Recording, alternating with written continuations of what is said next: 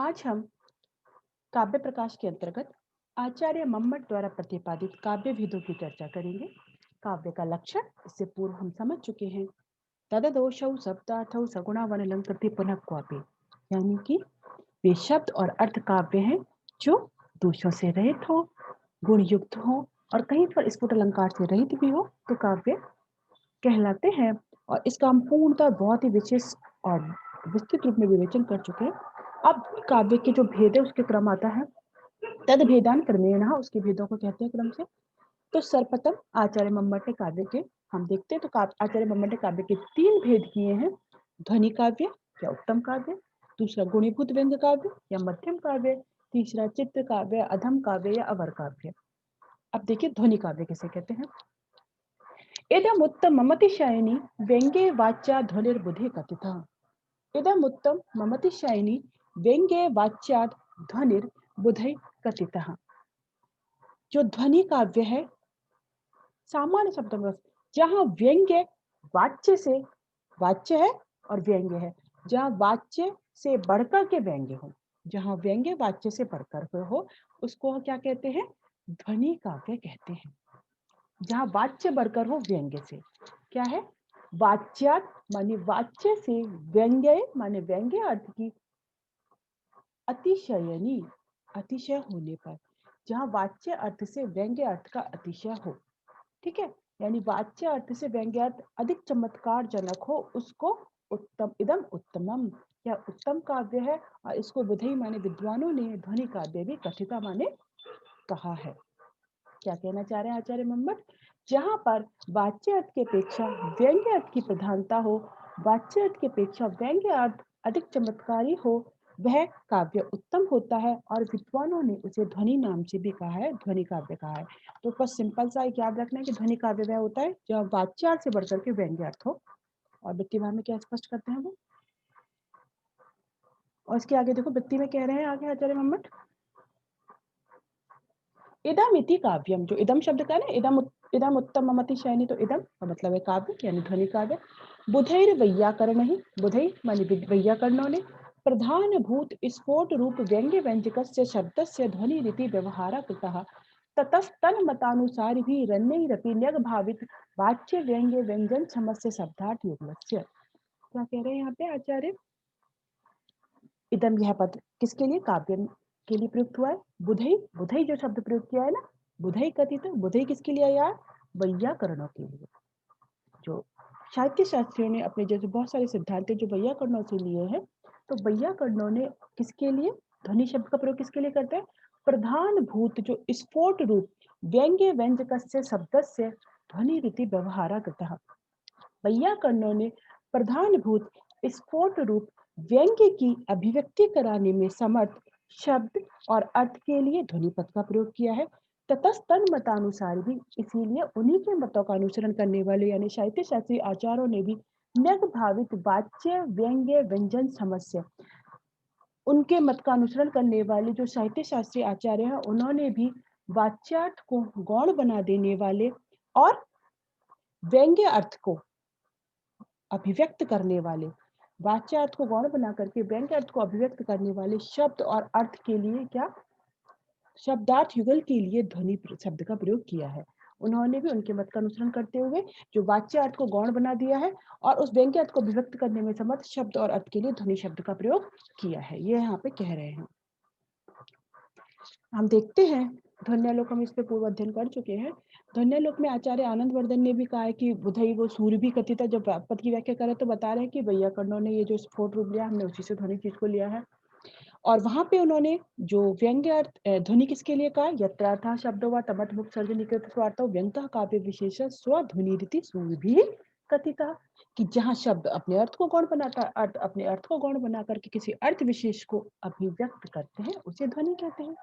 ये हमने पूरा विशिष्ट विवरण और उसका पूरा समझे अच्छे से ध्वन्यालोक में देखा था, चाहे तो आप वो पुराना देख सकते हैं। तो उनसे इन्होंने लिया है, ठीक है। अब एक थोड़ा सा जैसे कि हम देख रहे हैं, इसमें ये समझ लेना आवश्यक है कि ये जो बात कह रहे हैं यहाँ पे ध्वनि के लिए स्फोट शब्द की जो बात कह रहे हैं, ये किस में प्रयोग किया है और कहाँ से लिया है साहित्य जगत में, तो साहित्य जगत में ध्वनिवादियों ने ध्वनि शब्द का व्यवहार वैयाकरणों से अनुसरण किया है।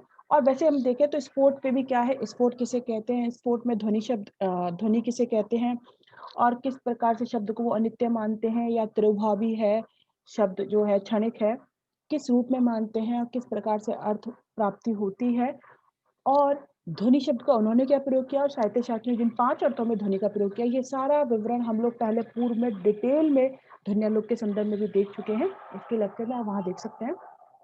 यहाँ पे बहुत ही मैं संक्षिप्त में बता रही हूँ कि जो आचार्य हैं वैयाकरण, वो क्या करते हैं, जो वर्ण होते हैं, जैसे हमने कोई बोला पट, घट या कोई भी शब्द बोला, तो जो वर्ण होते हैं उनका मुख से उच्चारण करता है और श्रोत द्वारा शब्द का श्रवण किया जाता है, तो उसको वो ध्वनि कहते हैं। जिन वर्णों से अभिव्यक्त होती है उनको उन्होंने ध्वनि शब्द के नाम से कहा था। तो वैयाकरणों ने श्रूयमाण वर्णों को ध्वनि कहा था। अब वो कहते हैं कि हर शब्द है वो उच्चारण होने के बाद में क्या होता है कि वो तिरोभूत हो जाता है। तो फिर हमें अर्थ की प्राप्ति, पूरा जो शब्द है उसके फिर हमें कैसे अर्थ की प्राप्ति होगी, तो बोले कि हमें अर्थ की प्राप्ति स्फोट के माध्यम से होती है, जो नित्य है। वो उससे क्या होता है, जो संस्कार के कारण सारे शब्दों का एक संग में प्राप्त हो जाता है। और स्फुटति अर्थ यस्मात् स स्फोटः, ठीक है। तो स्फोट से हमें अर्थ की प्राप्ति होती है। वैयाकरण में घ ट अ ये जो है वर्णों के अतिरिक्त बुद्धि में एक स्फोट को अभिव्यक्त माना है, नित्य शब्द है वो, और ध्वनियां उस स्फोट को ही व्यक्त करती हैं। तो जो स्फोट सिद्धांत है उसके अनुसार वैयाकरणों ने उसके लिए जो सूर्यमान वर्णों के लिए ध्वनि शब्द का प्रयोग किया, और उसी का अनुसरण करते हुए, ठीक है। तो अब यदि वो देखते हैं, जो वैयाकरण कहते हैं कि शब्द से अर्थ की प्राप्ति कैसे होती है, शब्द से अर्थ की प्राप्ति कैसे होती है, उन्होंने स्फोटवाद की कल्पना की। और स्फोट का जैसे हमने देख लिया, स्फुटयति अर्थः विनक्ति सा स्फोटः अथवा स्फुटितः अर्थः यस्मात् सा स्फोटः। तो यह जो स्फोट है उसके बाद में हमें क्या हो जाता है, वो कहते हैं कि उससे हमें अर्थ की प्राप्ति, अभिव्यक्ति होती है, अर्थ प्राप्त होता है। तो उन्होंने उसके लिए ध्वनि शब्द का प्रयोग किया। और वैयाकरणों के ही मत को अनुसरित करते हुए साहित्य शास्त्री आचार्य उन्होंने ध्वनि शब्द का व्यवहार किया है। अब जो ध्वनि है अलंकार, ये जो साहित्य शास्त्री आचार्य है उन्होंने जो ध्वनि पद का व्यवहार किया है, ततस्तन्वतानि सारे भी, ये हम वहां पे भी देखते हैं। तो वो ध्वनि किसमें कहते हैं, तो आज यह आता है कि उन्होंने हमारे यहाँ पे जो साहित्य शास्त्र में आचार्य मम्मट ने तो ध्वनि शब्द का प्रयोग किसके लिए किया है, व्यंग्य प्रधान शब्दार्थ युगल रूप काव्य, जो अभी हमने ध्वनि काव्य कहा, जिसमें क्या होता है, शब्द और अर्थ यानी वाच्य और वाच्यार्थ अपने आप को गौण बना करके उस व्यंग्य अर्थ को अभिव्यक्त करते हैं, वो ध्वनि है। सामान्य देखा जाए तो आज ध्वन्यालोक में भी, और हम देखते हैं ध्वनि के 5 अर्थों में लिया जाता है। वो कहते हैं कि सब ध्वनि है, जब शब्द अपने आप को गौण बना करके अर्थ को अभिव्यक्त करेगा, व्यंग्य अर्थ को, तो भी ध्वनि है। तो कहते हैं ध्वनिति ध्वनि है, शब्द ध्वनि है वहां पे। वाच्य अर्थ, वाच्य जो अर्थ है उसको ध्वनि कहा जा सकता है क्योंकि वह व्यंग्य अर्थ को व्यक्त करता है। वाचक शब्द को भी ध्वनि कहा जा सकता है क्योंकि वो व्यंग्य अर्थ को व्यक्त करता है, ध्वनिति ध्वनि ही। फिर है व्यंग्य अर्थ, जो है वो भी, क्योंकि व्यंग्य अर्थ से अन्य अर्थ कई बार ध्वनित होता है, तो ध्वन्यते ध्वनि ही ये भी होता है। व्यंजना व्यापार, जिसके माध्यम से हमें व्यंग्य अर्थ की प्राप्ति होती है, ध्वननन इति ध्वनि, ये भी प्राप्त होता है।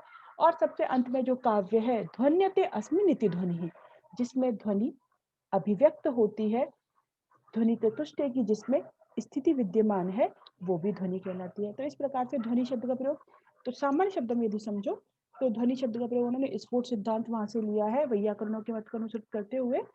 और वैयाकरण जो प्रधानभूत स्फोट की विभक्ति करने वाले वर्णों को ध्वनि कहते हैं, उसी प्रकार जो साहित्य के मर्मज्ञ है अपने साक्षात अर्थ की अपेक्षा प्राधानभूत किसी व्यंग्य अर्थ की व्यंजना करने वाले शब्दार्थयुगल रूप काव्य को ध्वनि कहते हैं।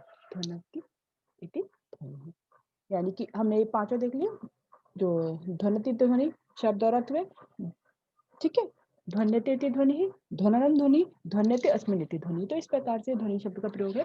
लेकिन सामान्यतः यदि कोई मतलब यदि कि बहुत अधिक क्लिष्टता में नहीं जाना है, ध्वनि काव्य की जब भी चर्चा होगी तो ध्वनि काव्य किसे कहते हैं या उत्तम काव्य कैसे कहते हैं आचार्य मम्मट की दृष्टि से, जहाँ वाच्य अर्थ से बढ़ करके व्यंग्य अर्थ की हो, ठीक है, वाच्य अर्थ से बढ़कर व्यंग्य अर्थ हो, तो उसे ध्वनि काव्य कहते हैं।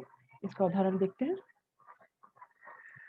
2 पंक्तियां ऊपर है, 2 पंक्ति नीचे, तो देखो, निशेष निःशेषच्युच्चन्दनं स्तनतटं निर्मिच्च रागोधरो नेत्रे दूरमनंजने पुलकिता तन्वी तवेयं तनु। पूरा श्लोक आता है। नेत्रे दूर मनंजने पुलकिता तन्वी तवेयम तनु मिथ्या वादिनी दूती बांधव जनस्य ज्ञात पीड़ा गमे वापि मिश्नातुम मितो गतासीना पुनस्तस्या धमकस अंतिकम। यहाँ पे एक अगली पंक्ति दिखा देते हैं। ये है हाँ, मिथ्यावादिनी दूती बांधव जनस्य ज्ञात पीड़ा गमे वापि मिश्नातुम मितो गतासी न पुनस्तस्या धमकस्य अंतिम। यहाँ पे एक नायिका है, वो अपनी सखी से कह रही है, वो सखी क्या है, उसके प्रेमी के साथ में रमण करके आई है, वो भी जानती है, लेकिन वो किससे कैसे कह रही है, देखो। निःशेषच्युत चंदनम, तुम्हारे स्तन तटम, तुम्हारे स्तन के अग्रभाग का चंदन पूरी तरह से पुछ गया है। निमिष्ट रागोधरः, तुम्हारे अधरोष्ट पे जो राग था, लालिमा थी, वो भी पुछ गई है। नेत्रे दूरम अनंजने, तुम्हारी आंखों का जो काजल था वो भी दूर हो गया। तन्वी, तुम्हारा तव इयम, इयम माने यह है, जो तनु माने जो तुम्हारा ये, तव इयम तनु, तुम्हारा ये जो तन्वी, इयम तन्वी, तुम्हारा ये जो शरीर है वो भी कैसा हो रहा है, पुलकित हो रहा है। आगे जो नीचे वाली पंक्ति है उसमें, तुम बापे में स्नातु मितो गतासी, तुम तो बाबड़ी में नहाने यहाँ से गई थी, और कैसी हो, मिथ्यावादिनी दूती। तो वो क्या कह रही है कि तुम्हारी ये सारी चीजें पूछ गई हैं, आंखों का पूछ गया, तुम्हारा एक शरीर रोमांचित हो रहा है, अपनी सखी की बांधव जनस्य ज्ञात पीड़ा का, मैं अपनी सखी की पीड़ा को ना समझने वाली है दूती, झूठ बोलने वाली दूती, तुम तो बापी में नहाने आ से गई थी, तुम उस अधम के पास में नहीं गई थी, तुम तो बाबड़ी में नहाने गई थी। अब देखिए यहाँ पे जो इस श्लोक का अर्थ है, यहाँ पे जो प्रधान रूप से जो अधम पद प्रयुक्त किया गया उससे यह अभिव्यक्त होता है, यह व्यंग्य अर्थ निकलता है कि तुम उस अधम के पास में, उस नायक के पास में ही तो रमण करने के लिए गई थी। मुख्य रूप से अधम पद से वंचित होता है, क्योंकि ये जो ऊपर जो विशेषण दिया वो तो स्नान करने से भी हो सकता है, और तुम तो नहाने गई थी, नहाने से भी सब कुछ पूछ सकता है। लेकिन क्योंकि अधम पद प्रयुक्त है, कोई भी नायिका अपने नायक के लिए अधम पद तब प्रयुक्त करेगी जब उसे वेदना हो रही है, क्योंकि उसके नायक ने उसकी जो दूती है उसके साथ में रमण किया है, उसके साथ में विश्वासघात किया है। तो ये जो अधम पद प्रयुक्त किया है उससे विशेष रूप से यह अभिव्यक्त होता है कि तुम उस नायक के पास ही रमण करने के लिए गई थी। तो यहाँ पे ये जो व्यंग्य अर्थ है अधम पद के प्रयोग करने से, और ये जो व्यंग्य अर्थ आ रहा है वह वाच्य अर्थ से अधिक चमत्कार जनक है। जब वाच्य अर्थ से व्यंग्य अर्थ अधिक चमत्कार जनक होता है तो ध्वनि काव्य होता है। यह ध्वनि काव्य का प्रथम भेद है। ध्वनि काव्य के अन्य दो भेदों की चर्चा हम अगली क्लास में करेंगे। आज यही समाप्त करते हैं।